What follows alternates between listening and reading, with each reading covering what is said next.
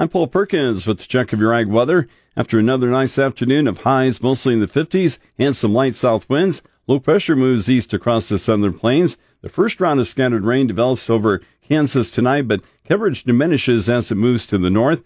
With temperatures dipping to near freezing, we could see some freezing rain and snow by morning.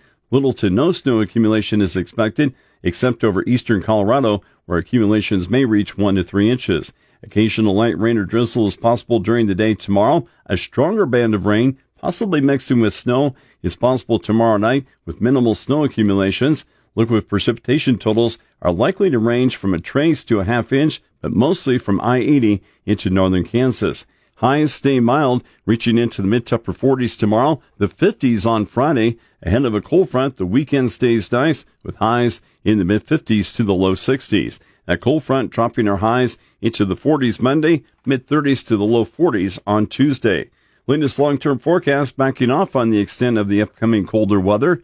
Nebraska and northern Kansas temperatures Monday through February 11th now expected to be just slightly cooler than normal. Southern Kansas temperatures should be closer to seasonal. Precipitation for Nebraska and Kansas is indicated to be above normal Monday through February 11th. Those higher precipitation chances late next week through the 11th.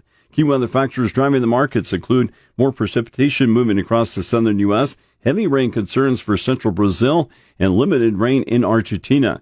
A storm emerging from the desert southwest reaches the eastern Corn Belt by Friday and crosses southern New England early Saturday. Storm total precipitation should reach 1 to 3 inches from the southeastern plains into the Ohio Valley. The storm produces mostly rain, although some wintry precipitation may occur from the central Rockies into the northeast. A front separating cold and mild air remains nearly stationary for much of the week along the Canadian border, keeping all that cold air to the north. A southward plunge of the cold front expected this weekend across the northern plains and upper Midwest. The cold front dives farther south and becomes the focal point across the southern U.S. for a potential storm the mid to late part of next week.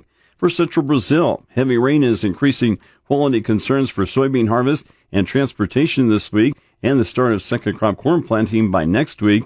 Across southern Brazil, rain is lighter, not as widespread, a benefit for filling corn and soybeans, the exception in Rio Grande do Sul where there's less rain. In Argentina, there was meaningful rainfall in the key production areas of Cordoba. Very little rain in many other areas of Argentina is leading to declining crop conditions. Rain today avoids row crop locations of Argentina. After dry weather and heat returns this weekend, rainfall in very dry east central Argentina not expected to be of much benefit.